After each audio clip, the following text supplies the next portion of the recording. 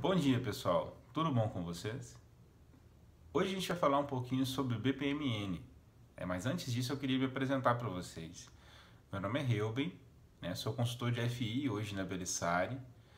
Eu vim da La Moda, que foi um cliente da Belissari onde a gente fez a implantação do AFS em 2015. Trabalho desde 99 com tecnologia. A maioria do meu tempo de carreira eu trabalhei com desenvolvimento de sistemas, com projetos de sistemas. E hoje a gente vai fazer um TID um pouco diferente. O nosso TID, a maioria das vezes, ele é feito aí em Curitiba, transmitido ao vivo para o pessoal das outras unidades. E a gente tinha decidido, no início do ano, em conversa com a Manu, que a gente ia fazer um TID diferente. A gente ia fazer um TID lá de Joinville, transmitindo para as outras unidades e para a matriz. Acontece que isso não acabou acontecendo, mas não vai deixar de ser um TID fora do padrão também, Vai ser um primeiro TID que a gente vai fazer gravado. Hoje eu estou aqui em São Paulo, estou locado na Telefônica, aqui no projeto de SIAP. Então a gente vai fazer um TID de um mineiro, morador de Santa Catarina, que trabalha numa empresa do Paraná e está locado em São Paulo. Vamos lá? O BPMN, para quem não ouviu falar ainda, ou às vezes já ouviu falar, mas ainda não sabe muito bem o que é. A sigla significa Business Process Model Annotation e foi criado em 2004. E hoje ele já está na versão 2.0, que agora foi lançada, agora não, já tem um bom tempo, foi lançado em 2011.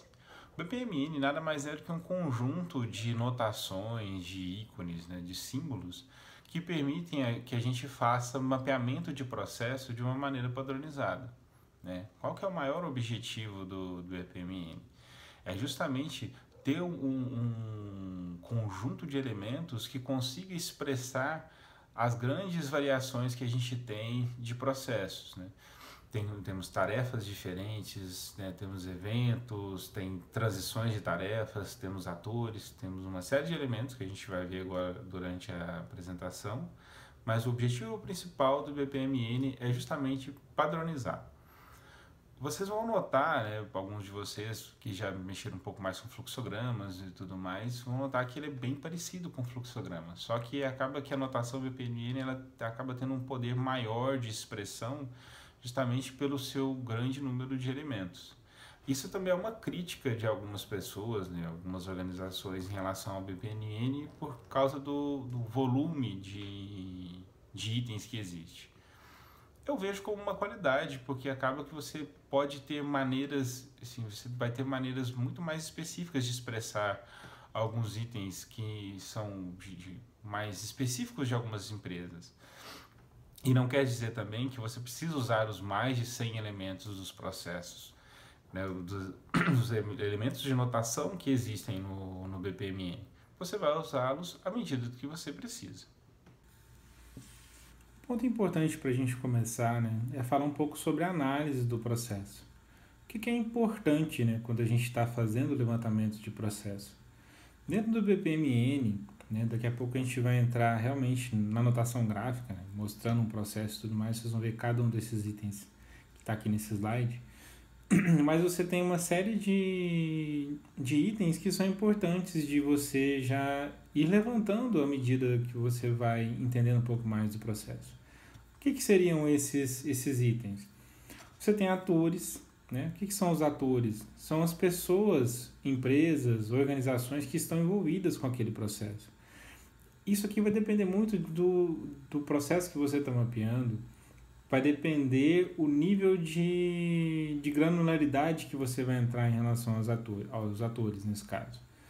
O ator ele pode ser desde o departamento financeiro de uma empresa, o departamento de logística de uma empresa, até uma determinada pessoa. Imagine que você está mapeando um processo dentro da área financeira. Então você vai ter ali um analista de crédito, um analista financeiro, um gerente de controladoria, ou coisas do tipo. Então, os atores nada mais são do que as entidades que estão atuando dentro daquele processo. Tarefas, simples, esse é o mais tranquilo de explicar. Então, realmente as atividades que estão acontecendo. E para você ligar as tarefas, você tem predecessões, vamos pensar até na questão de como se fosse um cronograma e tudo mais, mas você tem tarefas que são dependentes. Então, poxa, eu preciso emitir uma ordem de venda para depois ela gerar uma fatura. Então, essas tarefas elas acabam tendo ligações. Então, você tem as transições entre essas tarefas que, na maioria das vezes, são representadas por uma linha com na verdade, uma seta, né, entre essas tarefas para indicar a orientação, de onde para onde está indo. Além disso, você tem também a questão dos gatilhos, que são o quê? Você pode ter eventos que vão disparar uma determinada ação. Então, por exemplo, poxa, eu preciso aguardar a liberação de crédito do cliente para poder emitir aquela ordem de venda. Então, acaba que esse evento, né, acaba sendo um gatilho para você, como diz, definir o disparo daquela atividade. Além disso, você também pode ter esperas nesses eventos, né? Então, eu vou emitir um boleto e vou aguardar pelo pagamento daquele cliente, que pode demorar até 5 dias, por exemplo. Todos esses itens, né, que a gente já falou aqui, são itens que você vai precisar ter uma análise bem cuidadosa em relação ao processo para saber quais deles usar. Às vezes, essa até é uma grande crítica em relação ao BPMN, você tem uma imensidão de itens, são mais de 100 possibilidades, né? Mais de 100 itens na anotação, então acaba que você pode tornar até um processo simples muito complexo. Então é bacana ter assim, bastante parcimônia para poder saber realmente quais itens usar ou não. Para terminar, a gente tem também os atores externos, que você pode ter casos onde você depende de, vamos imaginar, uma organização externa mesmo. Vamos pegar no caso, focando um pouco ainda no financeiro, de uma instituição bancária. Poxa, você manda um arquivo, né, para geração, para envio de boletos, por exemplo, um arquivo de remessa para o banco, e o banco vai processar aquilo lá e depois te devolver. Ele é um ator externo, porque você não controla como o banco faz isso, você não te interessa, né, mapear, é lógico, dependendo do processo, né, mas a princípio não é interessante para a gente, né, não é necessário para a gente mapear como que esse processo é executado lá dentro do banco. Poxa, o arquivo é recepcionado, é tratado pelo sistema X e pelo sistema Y, e os boletos são impressos, enviados pelo correio. Isso aí para a gente não independe. Então, esse ator externo, ele acaba sendo apenas um item que a gente vai fazer a ligação com ele, ele processa ali meio numa caixa preta e depois devolve para a gente simplesmente um ok ou um não ok. E além disso, você tem também trocas de informações entre as tarefas, né? Pensa no seguinte, igual nesse caso do banco, que eu dei o exemplo, você tem um arquivo de remessa que tem que ser enviado. Então, você pode colocar esse item na sua anotação justamente para ficar claro. Ó, tá vendo aqui nesse momento, um arquivo está saindo e sendo enviado para essa outra tarefa. Como exemplo para a nossa apresentação, a gente poderia usar infinitas opções de processos para a gente poder desenhar e tudo mais. Processos complexos, a gente poderia colocar algum processo de logística, algum processo financeiro, algo assim. Só que como a ideia desse TID é justamente que seja uma coisa bem simples, né? Independente de área, apesar de eu ser um consultor da área financeira, né? Mas eu não quero focar esse treinamento só para esse lado, a ideia é de a gente pegar um processo bem simples, pode parecer até uma coisa meio boba para vocês, mas vamos colocar como processo de fazer compras. Então é um processo que todo mundo faz, se não faz, delega para alguém fazer, mas todo mundo, é bem provável que todo mundo já fez alguma vez isso, então é mais fácil da gente poder começar ele como um processo simples e melhorando esse processo, né, e aprofundando nesse processo ao longo da nossa apresentação, de modo a mostrar para vocês um pouco do potencial que o BPMN nos permite nessa análise. Vamos lá? Então, nessa primeira representação do processo, a gente já tem alguns itens aqui e vocês vão ver que o processo é extremamente sucinto, né? Ir ao mercado e comprar os itens. Fechou. Processo simples, ficou claro. Então, assim, eu vou explicar para vocês um pouco, né, o que esse desenho indica, o que são esses itens dentro desse desenho.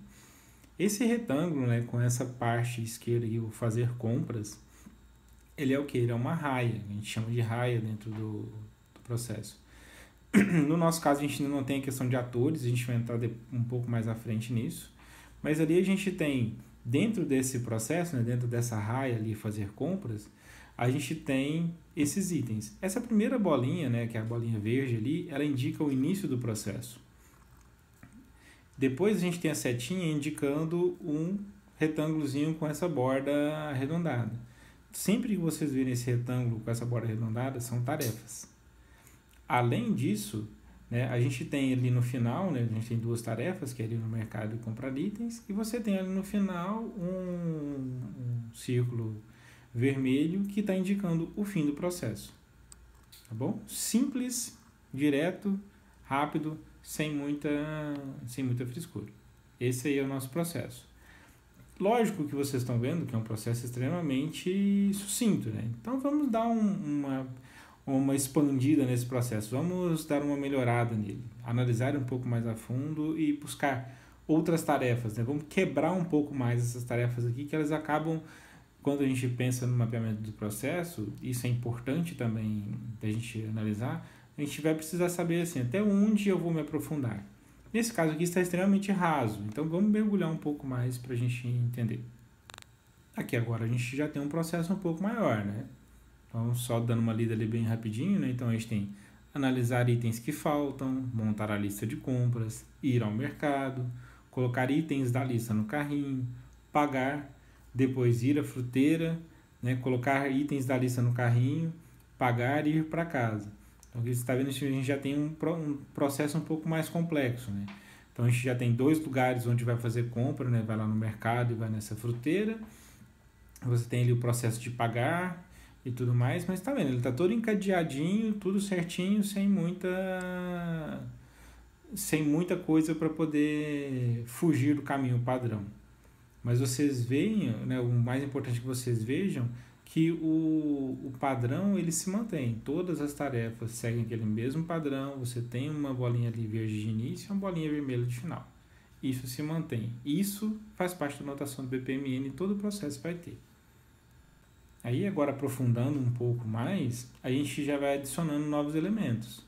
Esses dois elementos que estão aparecendo aí agora, né, vocês vão ver que tem essa divisão ali de pai e mãe. São o quê? Lembra que a gente comentou dos atores? Esses são os atores que vão participar desse processo. Então agora vocês vão ver que o processo já está ficando um pouco mais elaborado, né? Então tem ali, ó, a mãe analisa os itens que faltam, ela monta a lista de compras e depois a gente tem um elemento que ele vai fazer o quê? Ele vai paralelizar aquelas tarefas que vão ser executadas. Então, de modo que a mãe vai para o mercado, faz a parte do processo dela lá, e o pai vai para a fruteira e faz a parte do processo dele ali. Todos eles terminam no mesmo ponto ali, que é a finalização do processo. Então, nesse ponto aqui, agora a gente já entrou com dois itens novos, né? Que são os atores. Então, a gente pode colocar quantos atores forem necessários para esse processo nosso. E a gente adicionou também a questão de paralelizar as atividades. Vocês lembram que no nosso processo anterior, ele estava desenhado todo sequencial. Então, acaba não sendo a visão mais otimista do processo. Então, aqui agora a gente já tem uma alternativa para poder fazer isso de uma maneira um pouco mais otimizada. E para a gente deixar o nosso processo, né, ainda mais completo, a gente consegue usar outros elementos que são bacanas justamente para a gente usar todo o poder que o BPMN traz para a gente. A gente continua ali ainda com os dois atores, mas vocês vão ver que a segunda caixinha ali na raia mãe, ela tem um formato diferente agora. Em vez de ela ser uma atividade comum, né, que tem ali a caixinha com os cantos arredondados e o escrito, né, o que aquela tarefa tá no meio da caixinha, ela agora é uma caixinha, tem um sinalzinho de mais ali embaixo e a escrita está logo abaixo dela. Isso indica um subprocesso. Então, o que a gente consegue fazer? Imagine você fazendo a análise de um processo empresarial. Vão ter vários momentos onde você vai ter processos dentro dos processos. Você colocar isso tudo dentro de um diagrama só acaba poluindo muito, né? E às vezes acaba ficando até desconfortável de você ver e muito confuso. Então a ideia é que você, com os subprocessos, você consegue deixar o seu diagrama num nível um pouco maior e, se necessário, você aprofunda e mostra o que tem dentro daquele subprocesso. A gente vai mostrar o conteúdo dele daqui a pouco, mas por enquanto só para a gente entender que é um subprocesso ali. A gente continua com aquela questão de bifurcação, né? Então a gente tem uma atividade que vai correr em paralelo ali. E ali embaixo a gente adiciona um outro item que é o da decisão, que é o seguinte, ó, então a gente saiu ali, montou a lista de compras, aí a mãe vai para o mercado e o pai vai sair e vai ver o seguinte, a fruteira está aberta? Sim. Se sim, ele vai nela. Se não, ele vai para outra fruteira e segue o caminho. Então isso é para mostrar que você tem a questão dos condicionais também. Né? Então você tem vários casos, né, nos processos empresariais que você vai ter condições que precisam ser satisfeitas para que você tome uma determinada, faça uma determinada ação ou faça outra ação. Então, com esse losango, com esse X no meio, você está significando que vai fazer uma ação ou outra. Um outro item que a gente consegue notar nesse diagrama, né, que é diferente do diagrama anterior, é que você tem essas duas tarefas, né, que está uma em cada raia, que é o colocar no carrinho os itens da lista, e tem uma setinha ali, né, indicando tipo um loop. E é realmente um loop. É o quê? Enquanto eu tiver itens, eu vou adicionando isso aos carrinhos. Tanto ao carrinho lá da mãe quanto ao carrinho do pai. E um último item que tem ali embaixo, né, para esse processo específico, que é aquele evento do aguardar o pai. Então, nesse caso específico, né, teria que ter tido uma combinação ali entre a mãe e o pai, que é o seguinte, ela vai até o mercado, o pai vai até a fruteira, mas os dois vão se encontrar em um determinado lugar para depois ir para casa. Então, aquele item ali é um evento, é um evento de tempo. Então, ele indica que eu vou aguardar um determinado tempo até eu poder finalizar essa tarefa. Independente de eu já ter terminado a minha tarefa, talvez eu precise aguardar uma segunda tarefa. Então, essa ideia do evento é justamente simbolizar isso. Em relação ao subprocesso do montar lista de compras, ele fica com a mesma formatação de um processo normal. A única diferença que você tem é o seguinte: no subprocesso, você não tem a definição de raias. Por quê? Porque esse subprocesso está atrelado já a um ator. Não tem sentido um processo, vamos imaginar nesse caso nosso específico. Eu tenho um processo, uma tarefa, desculpa, que está linkada à mãe. Aí depois eu tenho um subprocesso linkado à mãe e na hora que eu abro ele, ele tem 3 atores lá dentro. Isso ficaria meio sem sentido. Então até no Visage, que é a ferramenta que eu usei para poder criar esses diagramas para vocês verem, ele nem vai te dar essa opção. Eu acho que talvez se você forçar até que ele dê, mas não é o padrão da linguagem. E é isso aí, pessoal. Queria agradecer a vocês, né, pela paciência, agradecer aí, pedir desculpas porque a gente não vai poder fazer uma sessão de dúvidas, né, e de respostas, mas aí eu quero me disponibilizar para vocês, tanto via Skype, quanto o Skype for Business nosso, ou mesmo por e-mail, por telefone, a maneira que vocês quiserem me contatar para a gente poder tirar dúvidas e tudo mais, e quem sabe tornar o BPMN também um padrão a ser usado dentro da nossa empresa. Ok? Eu vou deixar agora, né, os dados meus de contato para vocês poderem anotar. Fique à vontade, estou à disposição. Pode ser que em algum momento a gente não tenha disponibilidade para responder na hora, mas assim que tiver sobrando um momentinho a gente vai e responde. Então fiquem à vontade para poder perguntar e tudo mais. Estou sempre à disposição. Beleza? Muito obrigado.